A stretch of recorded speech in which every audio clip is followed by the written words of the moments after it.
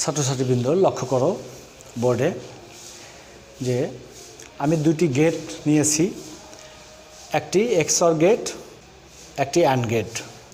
এই দুটি গেট একসাথে যুক্ত করলেই আমাদের হাফ অ্যাডার তৈরি হবে।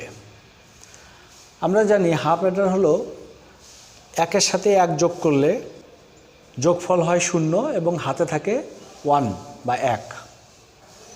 এই কাজটাই হাফ অ্যাডার করতে পারে।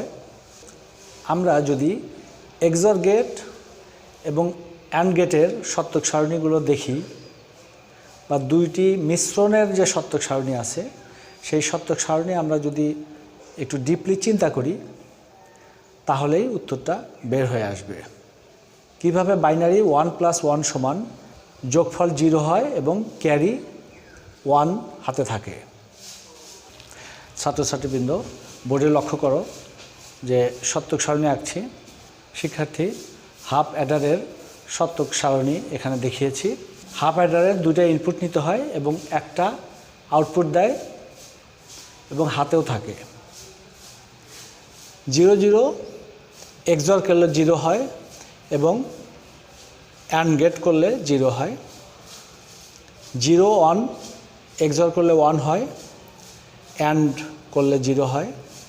1 0 XOR করলে 1 হয়, AND করলে 0 হয়। 1 1 XOR করলে 0 হয় আর AND করলে 1 থাকে। এই জন্য বিজ্ঞানীরা হাফ অ্যাডারের জন্য এই দুটা গেট আবিষ্কার করেছেন, একটা XOR গেট আর একটা AND গেট। এই দুইটা গেটের সমন্বয়ে একটি হাফ অ্যাডার তৈরি হয়। এরকম কম্পিউটারের ভিতরে হাজার হাজার না লক্ষ লক্ষ হাফ অ্যাডার এবং ফুল অ্যাডার দিয়ে একটি কম্পিউটার মোবাইল ক্যালকুলেটর তৈরি হয় শুধুমাত্র যোগ বিয়োগ গুণ ভাগ করার জন্য। এবার আমরা লজিক সার্কিটটি আঁকিয়ে ফেলব।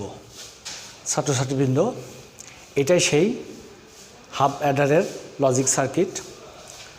প্রথমে একটি XOR গেট, তারপরে আরেকটি AND গেট। আমরা জানি XOR গেটের দুটো ইনপুট হয়, একটা আউটপুট হয়। দুটো input AB, output A XOR B। এটার নাম দেওয়া হয়েছে এসতে সাম। এবং এই ইনপুট থেকেই আরেকটি এসেছে AND গেট। AND গেটে আউটপুট হলো AB, এটা AND গেট। এটার নাম দেওয়া হয়েছে C হলো ক্যারি, মানে হাতে থাকা। আমরা জানি 1 + 1 সমান 1 0 হয় বাইনারিতে।